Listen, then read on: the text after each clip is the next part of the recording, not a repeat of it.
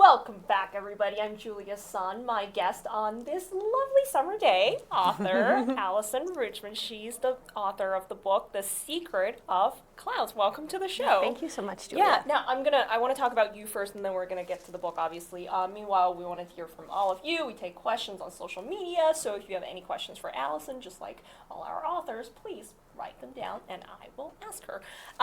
You sort of have an unusual childhood. You lived at many places. Your mom is an artist. Your dad is an engineer. Mm-hmm. First of all, when did you know you wanted to become a writer? When did you want to become an author?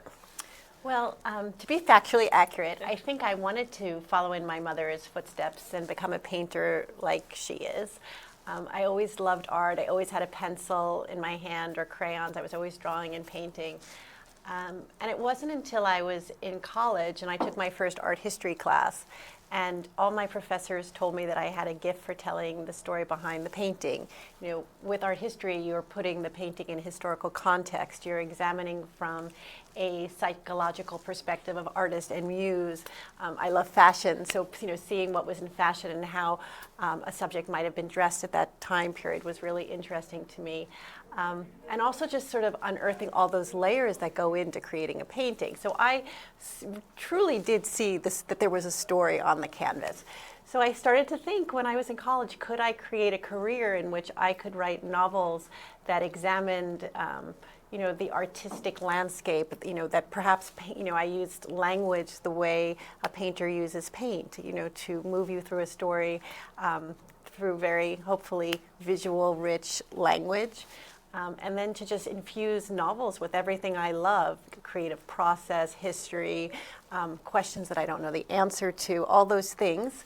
And to, hopefully draw you into a world that you can see, that you can touch, that you can feel, that you can smell, all those, sensory rich things.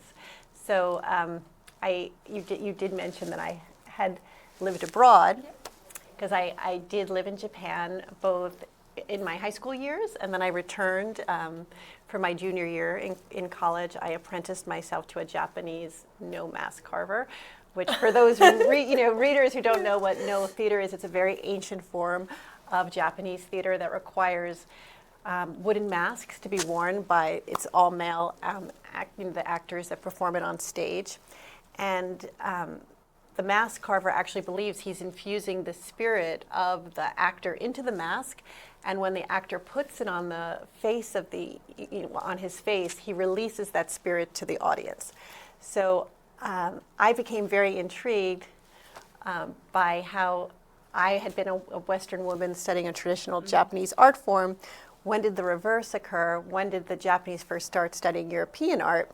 And that became the basis of my first novel, The Mask Carver's Son. I actually wrote a novel about a Japanese artist who travels to study with the Impressionists.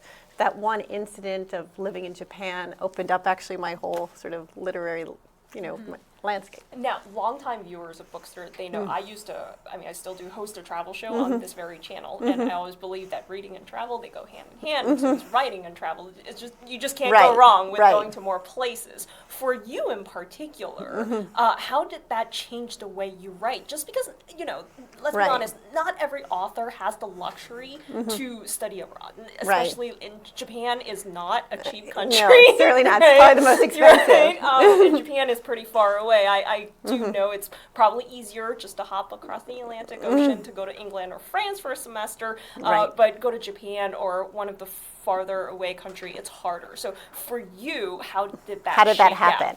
Well, first I should say that when I had this, I did do a junior year abroad, but when I started writing The Mask Carver's Son right after college, I applied for a grant, and that grant enabled me to finance to travel again to Japan and to Paris to sort of research that novel.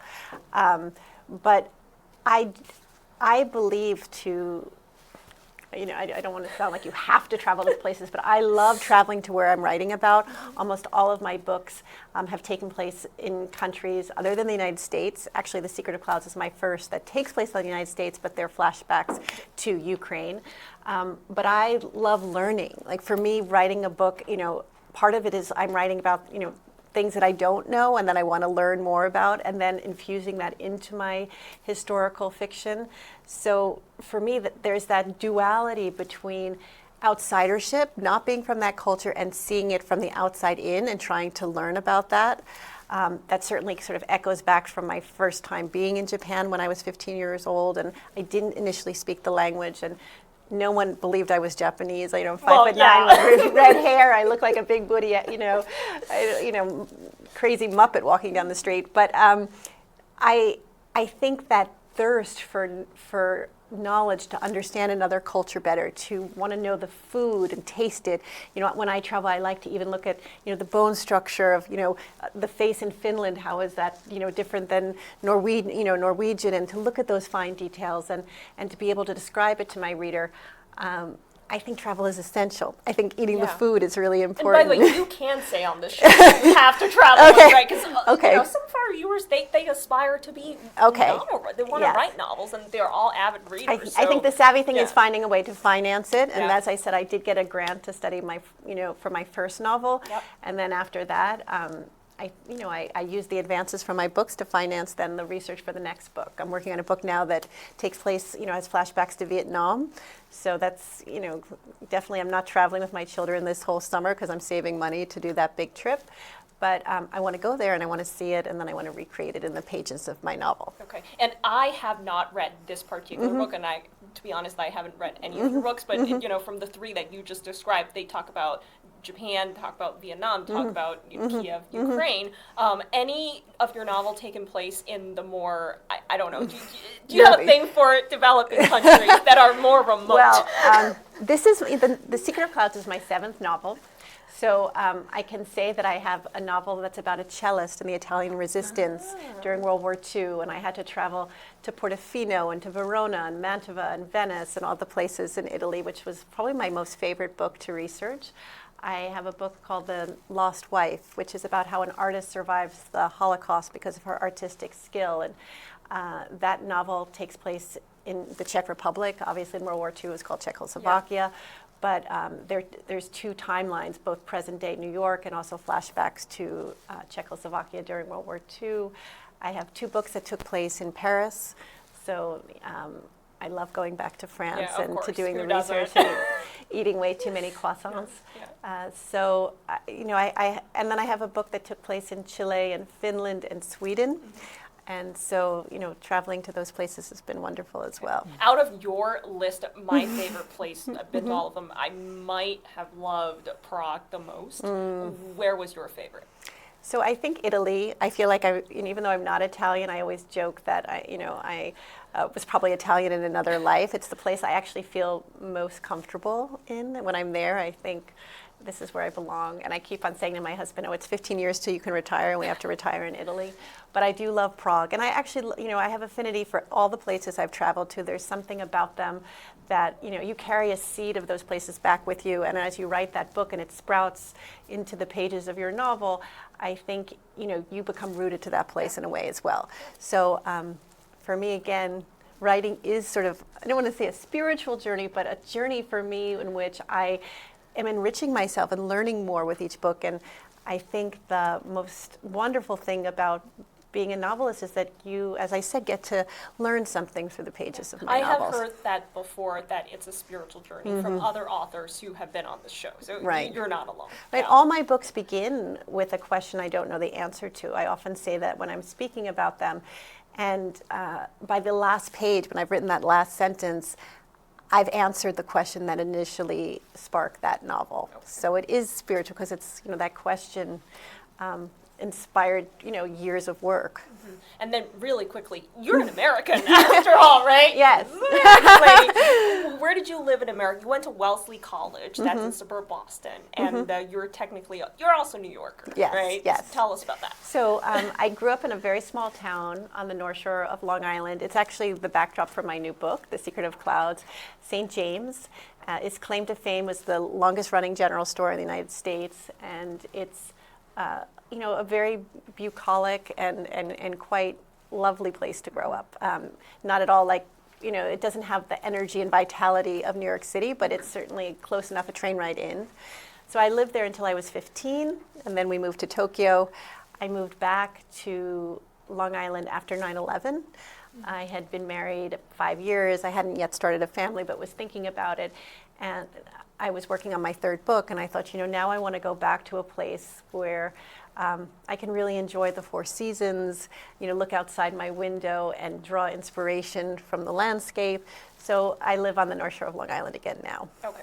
And we have a few questions from the audience, which I'm going to take in a second. But since I never read this book, tell me, what is this book about? So The Secret of Clouds is actually my first contemporary novel, although there is a thread of history that runs through it.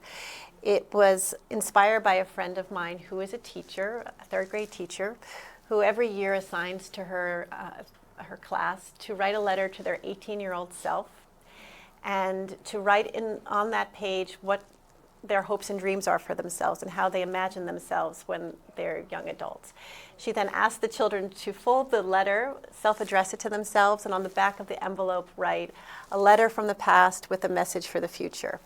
And then she collects the letters and she holds on to them for over 10 years until that class is about to graduate high school.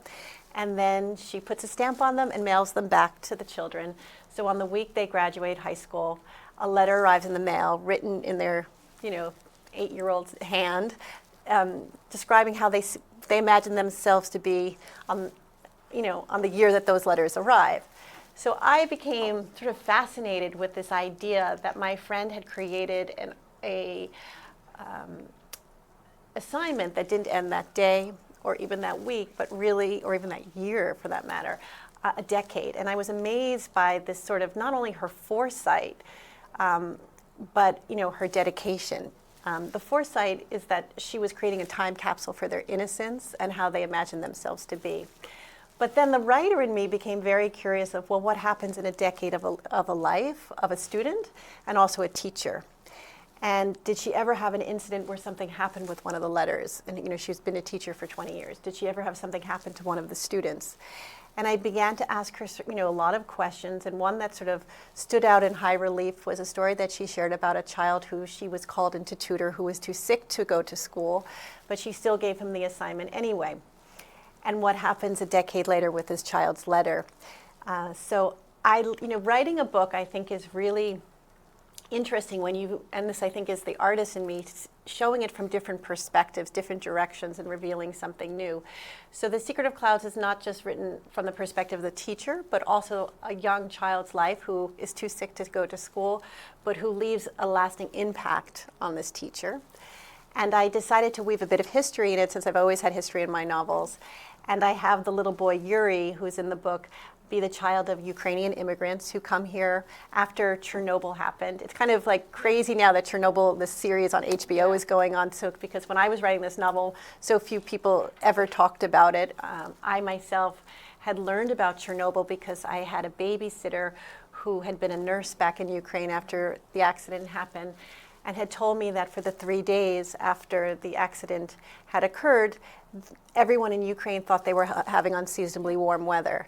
So when it would have been normally 50 degrees, it was in the high 80s, and they were all outside sunbathing and swimming in the river, and no one knew that years later there would be the impact on their health. Have you ever been to Chernobyl? I have not. Okay. I have not. That's one place That's on my haven't list. visited. That's on my list. So Now it's safe. I kind of, as a writer, it's almost like you're a cook. You're pulling from all different places in order to create something that's, interesting, flavorful, and palatable. And so it was this teacher who inspired me, this sense of using the structure of a decade between a teacher having a student in her class and what happens, a decade later when she mails the letter, but also bringing in history on what the student's background is through his familial background. I mean, I think that's just a good thing to do in general. Yes. Write a letter to yourself today. Yes. Address it to Yes. your 10-year later Exactly. self and say, hey, these are the things I Yes, want to do with yes. the next thing. I thought it's a good No, practice it's great. anyway, Actually, no matter at what age The you Secret are. of Clouds was just in a subscription box through a Scribbler box, and they included a letter to write to your in 10 years to yourself about how you imagine yourself to be. So it is a great exercise to do and to sort of visualize and project into the future of what you hope to accomplish. Okay. All right. Our first question: if you could dream, if you could dream of a cast and a movie adaptation of this book, how do you envision it to go? This is from Don't Lie. Okay. So I think Emma Stone would be great as Maggie.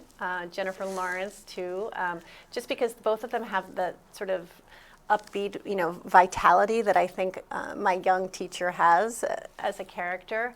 The boy Yuri is 12 years old, and I think I hopefully I'm pronouncing his name right. Justin Tremblay, who was in Room and in Wonder, he would be a wonderful Yuri, and the character of Susie, I think Melissa McCarthy would be great. And let's see, for Daniel, who plays Maggie's eventual love interest, I don't know who that would be. He's sort of inspired by my husband, so I don't know. What does your husband look like? He has dark black hair and green eyes, like and curly black hair. So a young Rufus Sewell. Rufus Sewell would be too old to play the character in, but if we can go, okay. I love Matthew Morrison. Okay, that would be good. Okay, we'll take Matthew Morrison. Okay, and then from Becky, each of your books is set in a different time period, like you said, or they involve like a certain historical event or figure. Who or what are some historical figures / events / periods that you would like to explore? That's a great question. So, great question, Becky. That's a great question. You're really challenging me. So I have an idea for a Civil War novel that has been in my mind for quite a few years now, but it involves so much research that with 2 children, it's one of those things where I feel like when I have at least one out of the house, it'll be easier to dive into that novel. But that's definitely something that's on my list to do. I also am probably after my Vietnam novel going to be working on a novel that spans Italy and Argentina from the years 1930 to 1970. Couple reasons why, Becky, because your question's so interesting. I recently went to Buenos Aires and I learned about sort of the deep historical connection between Italy and Argentina, what I hadn't known before. Between Peron and Mussolini. Exactly. But also there was a fluid immigration between those 2 countries. And there's a beautiful opera house in Buenos Aires that has a secret balcony where they put a child's choir there, and so there's certain operas that when you hear the children that you can't see singing, it's almost like angels are singing down onto you. And that image was so profound that I immediately saw a scene. Also at the base of the opera house, there are these small iron grills where they were called widow boxes, where women had to, if they were in mourning, they couldn't be seen in public, so they wore black underneath the grills. So this idea of up and down and who was listening and who was singing was intriguing.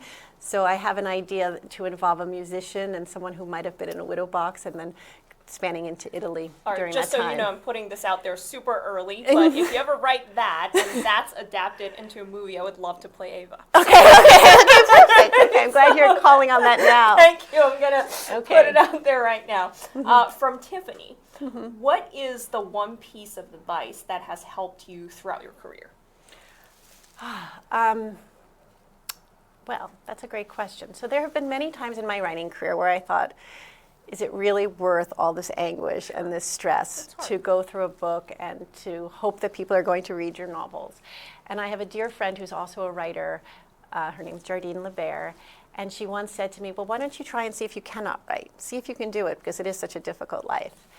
And I didn't last more than 3 days. And what I realized writing, that writing is so much a part of who I am, and needing that release of what's in my mind and how I see the world, putting that down on paper, that what I discovered is that it's really, I write for myself. And I've never been an author who is going to be dictated by what's in trendy, or what is going to necessarily sell. I mean, obviously, I know to sustain myself in this business, I have to sell books, but I am motivated to write, which I'm drawn to, and also what I want to learn more about. Okay, because there is a difference between writing your diary and writing something that right, you're but because it comes from an novel. Intellectual curiosity, I feel that by the end of the book, as I had mentioned before, I have learned something. I can quantify that I have that marathon, that journey to get to the last page, I am richer in knowledge than I was before I began writing that novel. And speaking of writing from Sasha, what's a genre of fiction you'd like to try your hand at next, I assume? Yeah. That's a great question too. So I have no interest. I'd have no talent to be able to write a thriller because I don't think I could do it. Yeah. I think it takes a really great plotter and someone who can, create a tremendous amount of tension, dark characters. It's not my talent. I'm much more for the descriptive, historical novelist. So what would I think I would like to do a young adult book. I think, for not too young, but between, let's say, 12 and 15, I would love to challenge myself and be able to do something like that. Okay. And then from Sean, you said your next book has flashbacks to Vietnam. Can you give us a little bit of scoop? Yes, absolutely. Thanks for showing an interest in it. So this new book I'm working on has 3 characters: a Vietnamese war child, a refugee child that arrives in the United States in the early 1980s, an Irish immigrant who's in her 40s, and a Vietnam veteran. And how these 3 lives collide and help each other heal from previous traumas. So again, because my mind works in the way I would be either sculpting or painting and looking from all directions, I wanted to show Vietnam not just from the perspective of a war child, but also the perspective of a veteran. I found that interesting, and how these two, an unlikely friendship occurs between this man and this child, and that inevitably help each of them heal from trauma. Yeah. I mean, I've seen books that are written not from that perspective. I haven't seen anything, majorly impressive from that perspective. So it'd be great if you come up with something like that. From ES, do you read a lot of historical fiction yourself? I read a lot of literary fiction. And I love historical fiction, but what's tricky is that I don't like to read historical fiction that has anything to do with what I'm working on myself, because I don't want it to impact my voice or to subconsciously copy anything. So I really have sort of a strict boundary of not doing that. Right now, for example, this Vietnam book, I'm not reading historical fiction that has a Vietnamese theme. I'm reading Vietnam veteran memoirs, war refugee child memoirs. I'm reading as much nonfiction rather than historical fiction, because I feel it's how I take those facts and abstract them and create something new. That's going to be an original piece of fiction. Okay. I mean, it sounds like you know yourself, you know your writing process well, so you are saying, hey, if I read too much of this genre, it's going to subliminally affect how I work, and I don't want that to happen, so I don't read it. What I'm drawn to reading fiction-wise is fiction that actually awes me on how beautifully it's written. So right now I'm reading John Boyne's The Heart's Invisible Furies. He's an Irish author, and I literally savor every chapter. It's so beautifully wrought. He makes me laugh out loud. He paints a picture I can see very clearly. And his dialogue's amazing, but it pushes me harder as an author, and that's what I like to do. I like to be inspired in that way. And speaking of being inspired, from Christine, who are your biggest literary inspirations? Well, my first and probably my largest inspiration, and I remember when I read my first novel of his was in college, Gabriel Garcia Marquez. So although he writes, or he's in the past tense now, he wrote 100 Years of Solitude, Love in the Time of Cholera. When I read 100 Years of Solitude in college, I remember the chapter in which he writes about a character by the name of Maurizio Babylona, who was this man who, as he walked down the streets, Garcia Marquez describes how he had suspended yellow butterflies fluttering above his head and at his fingertips, so that it almost looked like he had this golden halo, but it was created through butterflies. And after he dies, his love, as she walks down the streets, all of a sudden the butterflies start following her. And what you learn later on is that the butterflies were actually, he was a house painter. They were attracted to the smell of paint on his skin, and because his scent is still lingering on her own skin, the butterflies walk down the street with her. And I remember reading that. I remember exactly where I was. I was on campus under a tree reading those pages, and I thought to myself, if he can make me believe that this is possible, by writing this so poetically and beautifully and visually, anything is possible in fiction. And that sense of liberation, this sense that you could create a man that could walk down the street with fluttering butterflies at his fingertips and behind his head, was so strong with me that there have been times that when I'm writing, I think back and I think, well, why can't I write this? Anything is possible. And then we have a few questions about your writing process itself. So John wants to know exactly that. What is your writing routine? And Sage, our audience, wants to know, do you prefer writing on a laptop or with a pen, paper? What is it like? Okay, so my writing process, the physical aspect of it starts from the minute my children get on the bus till the time they come home. So that's probably from about 8 till 3 in the afternoon. I'm a very slow writer. I often begin my day by rewriting what I wrote the day before. I often read it out loud so I can hear how it sounds, because cadence is very important to me, and I can hear whether there's a word that's not quite right, or a beat too much, or something that needs to be inserted that way. So I recraft what I wrote the day before, and then I start writing something new. But it's a constant. I do work on a word processor because I'm constantly adjusting, the sentences and sort of smoothing them and making sure that they recreate what I see in my head, because every chapter for me is like a mini canvas that I want you to step into and to see and to feel and to immerse yourself in. So recreating that, to me, it takes a long time. I know there are a lot of authors who they just like to get to the end and then they go back and shape it, but I can't get to the next part until I feel what's behind me is as perfect as it can be. So that's my process. And some days, I should also say, I actually end up writing nothing. I spend the whole day deleting more than I've written. And so again, it's that craft. I mean, I had authors telling me they delete, like you said, more stuff than they've written the day before. And they get really frustrated because they're like, now I'm back to square one. Or for me, I imagine it the way, when you look at a Van Gogh painting and you see that he took his palette knife and in all that thick paint, he carved out the white of the canvas beneath it, and so that the brushwork kind of then sort of bubbles forth and is much more impactful.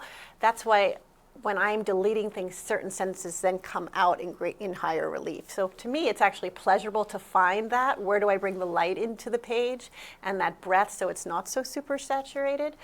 I love that. And instead of painting terms. So instead of feeling frustrated that I didn't write as much on that day, I actually feel lighter and I feel there's greater clarity. So I think it's the spin, like how do you feel at the end of the day? Does the story get better? The themes get richer? It's important. Okay.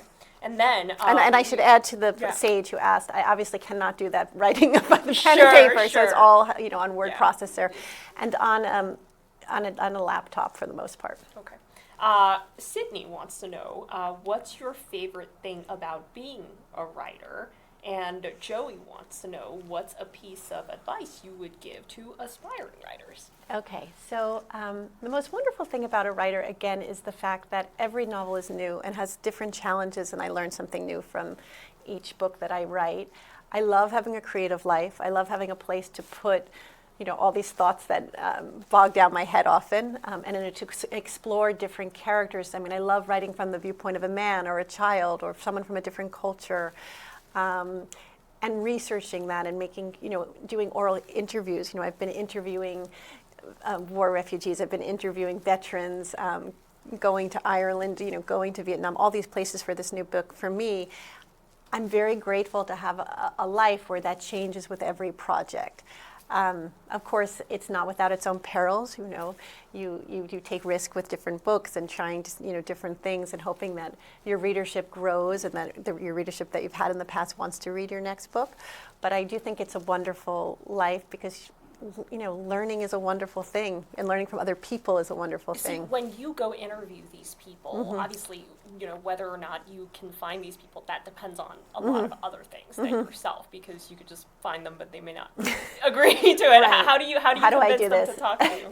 Well, with every book that I write, I cast my net very wide, and I start telling everyone that I know what I'm writing about. And then inevitably there are people who say, you have to meet my friend this person, or you have to talk to this person. And usually through a point of introduction, people are willing to talk with me. When I did the book The Lost Wife, which is about an artist who survives the Holocaust, I was lucky enough to go to the Holocaust Museum, and there's a whole oral history archive of people who were willing to share their stories of how they endured and survived the Holocaust. And so I could use that as a resource, as well as interview people who knew other survivors. And I went to Prague and I interviewed people, artists who had been in concentration camps and had learned how they were able to use stolen supplies. But it builds, you get a working foundation, and then you also have to have the confidence to reach out and to show that you have a genuine interest in getting everything right. It's so important for me to make sure that every detail is correct, that I think that comes across, that my interests are purely out of a desire to share correct knowledge, let's say. Yeah. Did you have a translator? Sometimes I do have translators. Do you have to hire a translator? Yes, sometimes I have to hire, and sometimes there's just some nice person who just wants to be in hot pursuit of getting information. Because I don't know if I were to interview another person in a foreign language that I don't speak, I would afraid some of the content gets lost in translation. I actually did have that happen once, where I felt that it was for my book, The Last Van Gogh, where I had learned from someone in the village of Auvers-sur-Oise, where Vincent van Gogh spent his last 70 days of his life under the care of Dr. Gachet, that there was an old woman in her 90s who actually was alive when Marguerite Gachet was alive and knew stories about the family. And the head of the tourist agency said if I came back another time, she'd set up a luncheon and we could meet and talk to her about what her memories were of Marguerite Gachet. But I didn't know that she was also working on her own book, that for like 30 years that she was, keeping in her living room. And when I started asking questions, you could tell there were things that she didn't want to say because she wanted to save them sometimes for her own book. And then it was just I could see on the translator's face she was trying to answer the questions politely, but maybe the woman wasn't answering them as politely. So sometimes you have that, but I've never felt that it impacted the actual research. Okay. And just, I would love to go to that village. I've never been there, but I would love to go. I have a comment from Kathy about your book on Vietnam. Will look forward to your book about Vietnam. Very interested in all things at this time period. When I was starting my adult life, my husband served, and we were separated for a year while he was there. Okay, wonderful. I'm so glad. You already have fans. And we have a question from Alice, and this is a question we don't usually talk about on the show, but I think it's a very important one, which is how were you able to find a publisher? Was it difficult? What was the process like? So, as I mentioned before, I started writing right out of college. So I think one of the things when I look back to my writing career is that I knew so little about publishing. I didn't even realize how hard it is to get an agent or to get published. I was sort of blindly like, I'm writing my novel. So I wrote to 4 agents, sending 20 pages of my manuscript. This is back in the time where you didn't electronically submit. You had to send 20 pages in a self-addressed envelope and hope that the assistant reading the slush pile would read your 20 pages and pass it on to the agent. So that did happen. 2 agents were given my 20 pages, asked for the rest of the manuscript. And long story short, I've been working with my agent for 20 years, and she is the one who sells my book to the publisher and negotiates the contract for that. So that's how I got started. But I did not know anyone in publishing. It really was throwing it into the universe. It's possible. It is possible. Although possible. I know now with email, and my agent said she could get 1,000 submissions a week, so people, just like college, can apply, to send their stuff so easily now through the internet that it's not as this manual submitting that took time. Okay. And then Shirley wants to know your book, The Paris Wife? The Lost Wife? The Lost Wife, right, is becoming a movie. Can you talk about that process? How did you shop around? Okay, so I do have a film agent, which is lovely to have someone who is, hoping to connect your novel with people who are potentially interested in adapting it to film. And the film is being produced by 3 wonderful producers. One of them is named Robbie Brenner, who did Dallas Buyers Club, Jeff Waxman, Michelle Hidik-Soa, and Mark Klein has done the script, and so now they're casting it. It's been a wonderful process because I have a fantastic team who is really dedicated to seeing this, made into a movie, but just like every author who's had, had an option or had a book go into development, there's a lot of different pieces that go into getting a movie made, and it's a very costly affair. And so getting everything to come together, getting the right chemistry in the cast, it's, for me as a novelist, I'm the one composing everything and putting it onto the laptop. There's so many things now. So I just sitting back and letting them do their job and hoping, the script is beautiful, that it'll be a beautiful movie. Did you get to adapt the No, script, like they- part of no, it? no, They someone- totally yeah, had yeah, somebody nobody else to else, do it, and you were okay with it. I was okay with it. It's a very difficult movie to adapt because there's 2 time periods and it goes back and forth in time. But the screenwriter, Mark Klein, did such an amazing job. He used images that I wrote into the novel as sort of transitional pieces. So when my character Lenka is in Theresienstadt painting, she takes her paintbrush and she's cleaning the brush in a jar of water, and as the tornado of paint transforms from red into clear or reddish Beautiful. liquid, Yep. it then goes to a scene in the book where there's the sinking of a boat, and there was a character in a red dress, and as she drowns in the water, I had described it like a drowning rose. So he used that sequence, splitting it, pulling from the book, in a way that I would have never thought. And also there's a lot of voiceover where he pulled language from it. So it really preserves the integrity and the images and the essence of what the book is about. I mean, do you see in the art of movie making and the art of painting and the art of writing, how interchangeable are they? Oh, it's a great question. It's a wonderful question.